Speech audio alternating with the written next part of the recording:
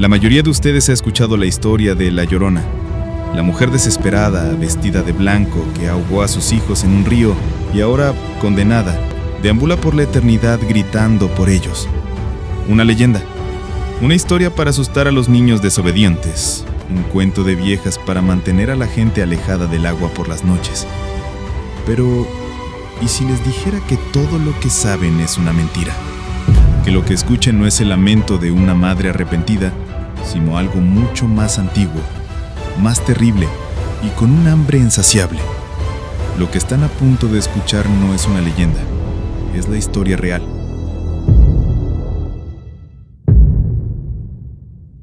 ¿Saben qué es lo que más pesa de un recuerdo? No es la imagen. Las imágenes se desvanecen, se deforman con el tiempo. Lo que de verdad te ancla a un momento, lo que te impide dormir por las noches, es el sonido. Un grito, una palabra, el silencio donde debería haber una respuesta. Yo tengo un sonido grabado a fuego en la memoria. Y por eso estoy aquí, porque la gente necesita saber que no todas las leyendas son cuentos para asustar niños. A veces los niños son el precio que se paga por no creer en ellas. Mi historia no es de fantasmas que mueven objetos o de sombras en los pasillos. Mi historia es sobre mi hermana, Sofía, y sobre cómo la perdí.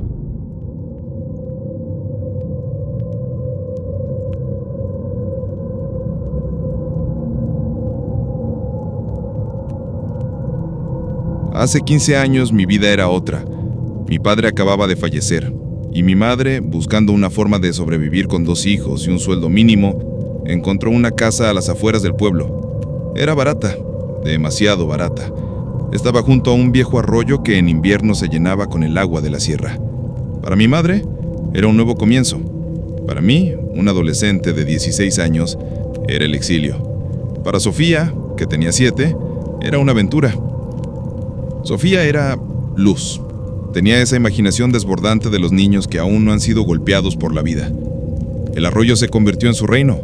Pasaba horas en la orilla, construyendo castillos de lodo y hablando sola. O eso creíamos nosotros.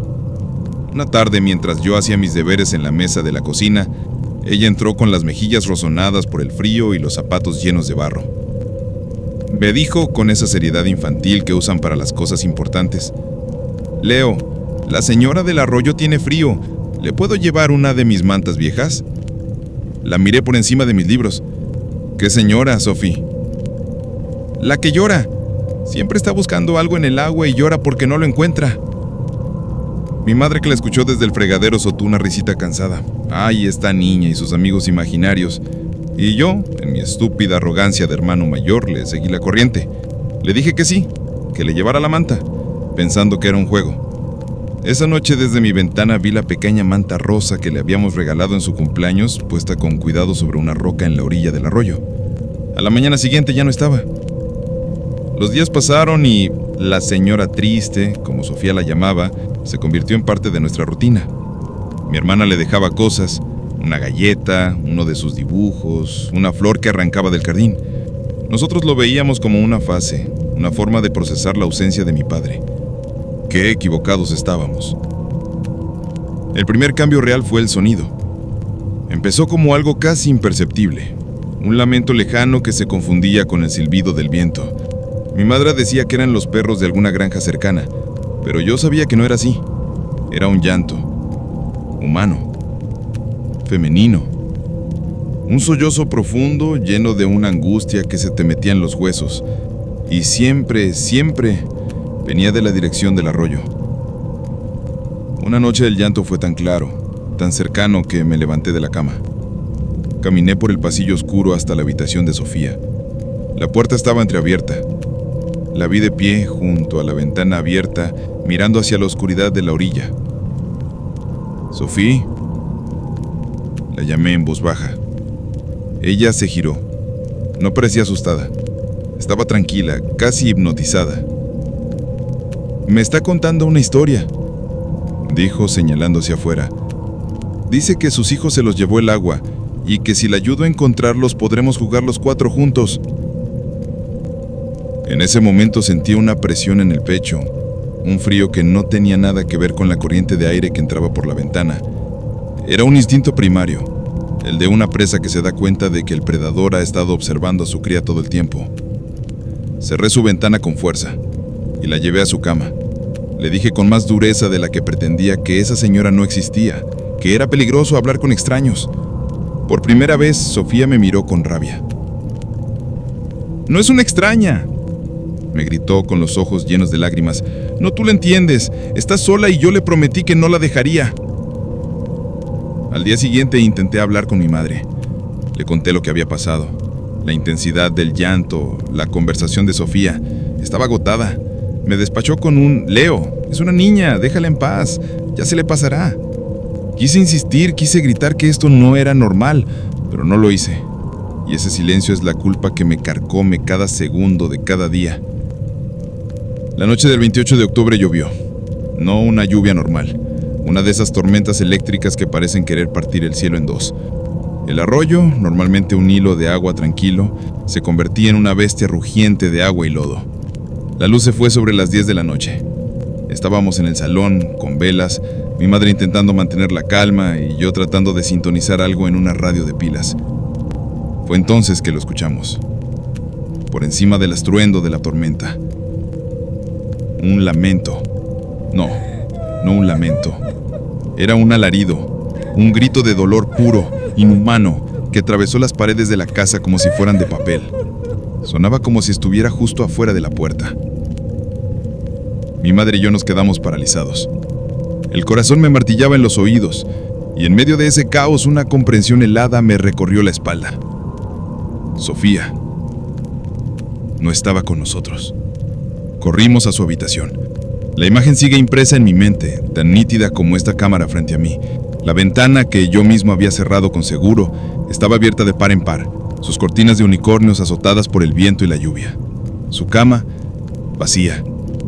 Y en el piso de madera alejada unas pequeñas huellas de lodo que llevaban desde la cama hasta la ventana. No había señales de lucha. No había nada roto. Solo se había ido. Salí corriendo a la tormenta, gritando su nombre hasta quedarme sin voz. El fandal me llegaba a los tobillos. La lluvia me cegaba. Seguí las huellas hasta la orilla del arroyo desbordado. El agua era una masa oscura y violenta que se tragaba todo a su paso. Grité y grité su nombre. Y entonces, por un instante, por encima del rugido del agua y la tormenta, la escuché. Fue solo una palabra. Su voz, clara y espantada. «Leo». Inmediatamente después de su llamada, el alarido de aquella mujer resonó justo a mi lado. Un chillido tan agudo y lleno de odio que me tiró al suelo tapándome los oídos. Cuando pude levantar la vista, solo había oscuridad.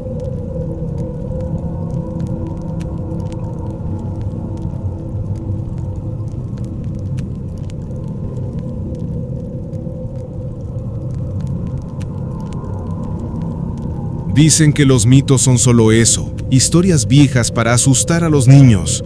Yo, en mi necia juventud, era un creyente de esa frase, un orgulloso escéptico que se reía de las leyendas de fantasmas y duendes.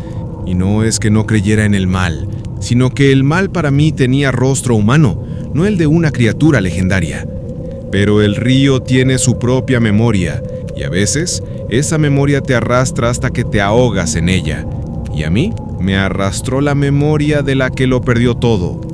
Mi pueblo, un lugar pequeño y tranquilo, se sentaba a orillas de un río al que llamábamos el río de las sombras, no por su oscuridad, sino por la forma en que los ancianos hablaban de él.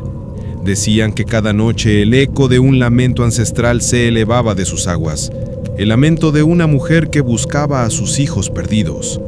Y yo, en mi soberbia, decidí que era hora de desmitificar la leyenda. Una noche, después de una borrachera con mis amigos, nos adentramos en el matorral que bordeaba el río. Era una noche sin luna, con una oscuridad tan densa que se sentía como si fuera una tela pesada que me cubría. Mis amigos, ebrios y bravucones, se adelantaron. Yo me quedé atrás, temeroso y excitado al mismo tiempo. Y entonces lo escuché. un sonido que me heló la sangre, un gemido lejano, un suspiro profundo que parecía nacer de las entrañas de la tierra. Mis amigos se rieron. «Es solo el viento», dijeron. Pero yo sabía que no era el viento, era la voz de una mujer. Y entonces, un nombre se deslizó en mi mente, un eco de las advertencias de mi abuela: La Llorona. Mis amigos asustados decidieron regresar. Yo, en cambio, decidí quedarme. La fascinación, la estúpida curiosidad me obligó a seguir el sonido. Me adentré en el matorral.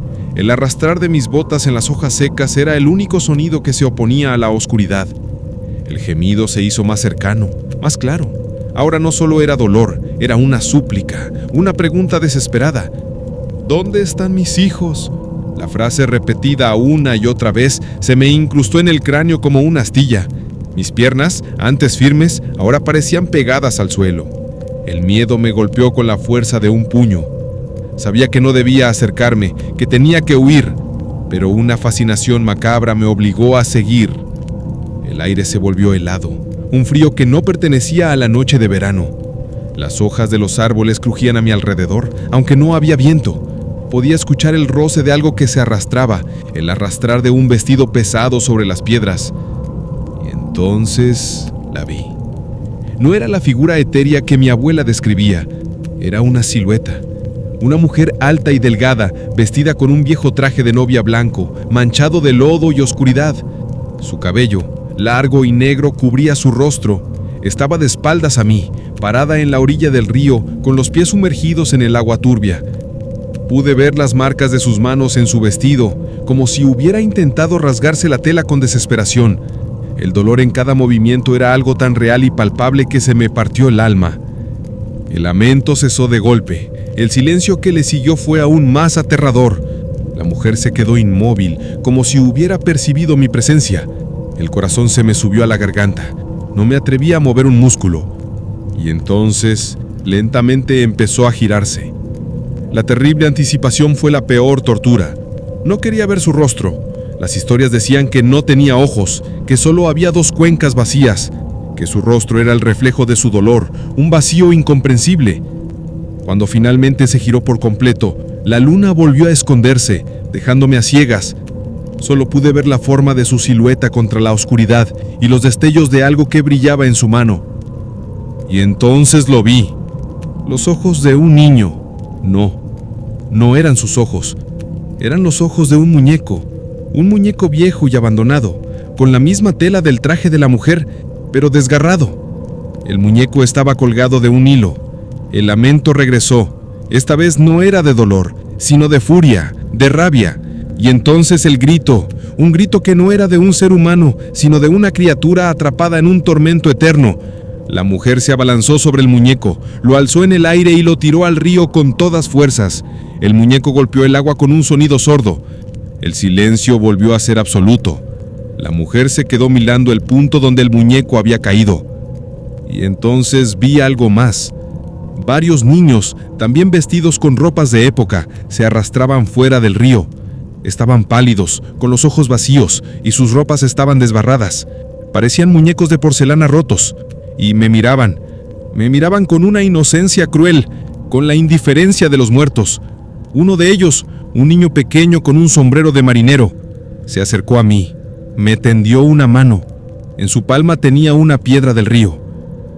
El miedo me hizo reaccionar. Salí corriendo de ahí, tan rápido como mis piernas me lo permitieron. Los pasos de los niños, el susurro de la mujer y el gemido que no cesaba me perseguían. No me atreví a voltear. Huí de ese lugar, de esa noche, de ese terror que no tenía nombre. Corrí hasta que las piernas me ardieron y los pulmones me dolieron, hasta que me caí sin poder más, sin respiración. Me quedé un momento y de pronto escuché algo, el susurro.